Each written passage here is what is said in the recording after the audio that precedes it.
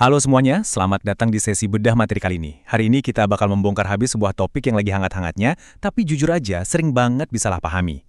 Kita bakal bahas gimana teknologi digital itu benar-benar ngerombak wajah tata kelola pemerintahan daerah. Kalian pasti sering banget kan dengar para politisi atau perencana kota jualan kata kunci Smart City, tapi apa sih arti sebenarnya buat kehidupan kita sehari-hari? Yuk kita selami bareng-bareng dan lihat gimana data serta teknologi itu sebenarnya lagi mengubah cara kota kita beroperasi dari dalam.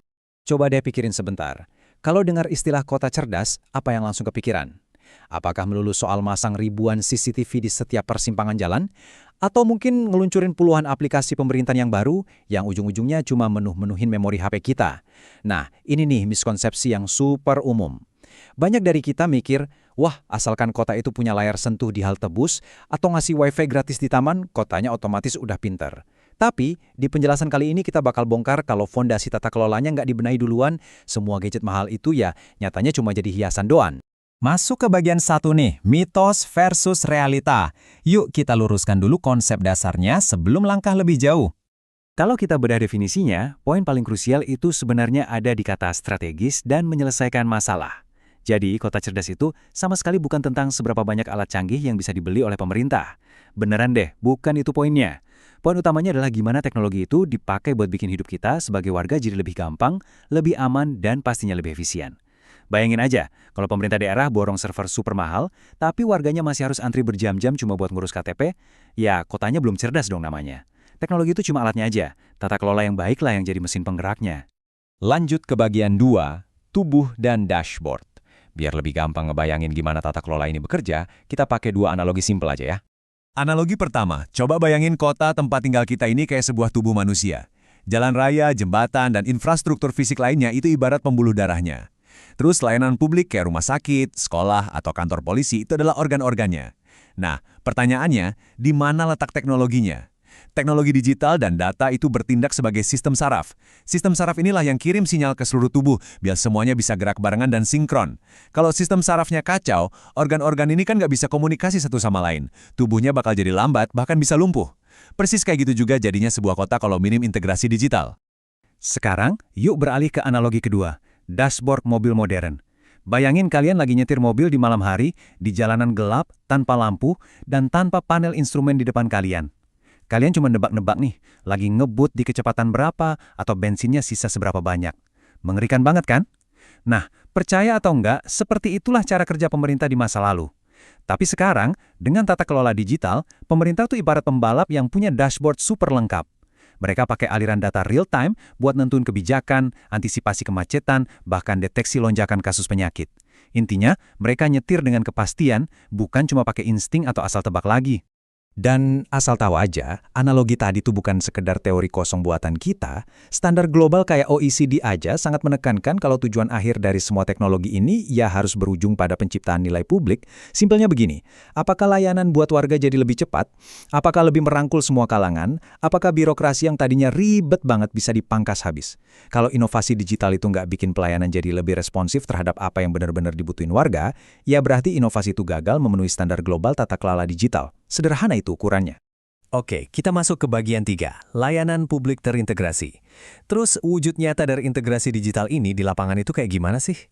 Pasti banyak dari kalian yang pernah ngerasa frustrasi banget waktu berurusan sama birokrasi pemerintah. Disuruh download aplikasi A buat bayar pajak, aplikasi B buat urusan kesehatan, aplikasi C buat sekolah anak, dan parahnya, semua aplikasi itu minta kalian ngisi data diri yang persis sama berulang-ulang. Bikin sakit kepala kan? Nah, inilah yang disebut sistem terfragmentasi. Coba bayangin kalian masuk ke sebuah mall raksasa, tapi di setiap toko kalian wajib bikin kartu member baru dengan syarat dan aturan yang beda-beda. Super capek. Solusi dari mimpi buruk ini namanya interoperabilitas. Artinya, sistem-sistem yang beda di belakang layar itu udah bisa saling ngobrol dan tukeran data. Kita cukup masuk lewat satu pintu, dan boom, semuanya udah otomatis terhubung. Di dunia nyata, integrasi sistem alias MAL tadi itu diwujudkan lewat beberapa hal yang benar-benar konkret. Pertama, portal layanan terpadu, di mana kalian bisa ngurus semua kebutuhan cuma dari satu aplikasi aja. Terus, identitas digital tunggal yang bikin tradisi fotokopi KTP berlembar-lembar itu tinggal sejarah. Ada juga dashboard kota khusus buat para pemimpin daerah, plus comment center, semacam ruang kendali canggih tempat operator memantau napas kota secara real-time. Dan ingat, ini bukan fiksi ilmiah loh. Ini benar-benar lagi dibangun di banyak tempat saat ini juga. Tapi tunggu dulu, kita bahas realitanya di bagian 4, realita ketimpangan daerah. Karena praktiknya di lapangan ternyata nggak selalu seindah kedengarannya. Masalah paling gede yang kita hadapi dalam transformasi ini adalah kesenjangan digital. Coba dibayangin sebuah perlombaan balap yang pesertanya dari awal nggak dikasih kendaraan yang sama. Kota-kota besar dan metropolitan itu melaju kencang pakai mobil sport digital. Kenapa? Karena infrastruktur mereka lengkap, ekosistem inovasinya jalan, dan anggarannya juga raksasa. Sementara di lintasan yang sama, daerah-daerah kecil atau terpencil dipaksa bersaing cuma pakai sepeda. Sinyal internet aja kadang nyendat, apalagi infrastruktur canggih. Ini jelas perlombaan yang nggak seimbang dari awal mula kan? Terus, apa sih sebenarnya penyebab ketimpangan ini? Paling nggak ada 4 rintangan gede banget. Pertama, infrastruktur digitalnya secara fisik memang belum ada, kabel optiknya aja belum nyampe. Kedua, masalah sumber daya manusia. Aparatur di daerah sering banget belum dapat pelatihan buat kelola teknologi canggih ini. Ketiga, ini masalah klasik, anggarannya nggak cukup. Dan yang terakhir, tapi nggak kalah penting, adalah literasi digital masyarakatnya sendiri yang masih harus banyak ditingkatkan. Makanya ada peringatan yang benar-benar serius nih dari para peneliti. Misalnya Tan dan Tayahag di tahun 2020. Mereka ngingetin keras, kalau kita terus-terusan maksain masukin teknologi secara membabi buta, tanpa ngebenerin tata kelola dan kelembagaannya dulu, kita itu bukannya nyelesain masalah, kita malah lagi ngegedein jurang ketimpangan sosial. Lebih bahaya lagi kalau sistem-sistem yang dibeli mahal-mahal ini gagal ngebantu warga yang paling butuh, itu bakal langsung ngancurin kepercayaan publik ke pemerintah. Bahaya banget kan? Nah, ini membawa kita ke bagian 5, yang menurut saya paling esensial, warga sebagai mitra pembangunan dalam demokrasi digital. Tata kelola digital modern itu udah ngebuang jauh-jauh pikiran lama kalau masyarakat itu cuma sekedar pengguna pasif. Kota cerdas itu bukan robot otonom yang jalan sendiri di ruang hampa tanpa kita. Justru sebaliknya, anggap aja kota cerdas itu kayak sebuah grup WhatsApp raksasa. Tapi ya semoga tanpa spam hoax setiap pagi ya. Harus ada komunikasi 2 arah terus-menerus. Kita laporin jalan berlubang, lalu pemerintah ngerespon dan benerin. Di sini masyarakat bukan cuma jadi objek, tapi jadi mitra aktif dalam pembangunan kotanya sendiri. Terus gimana bentuk nyatanya kita ikutan di grup WA tadi? Ya lewat platform digital tentunya. Ada aplikasi pengaduan publik yang bikin kita bisa lapor masalah kota langsung dari HP.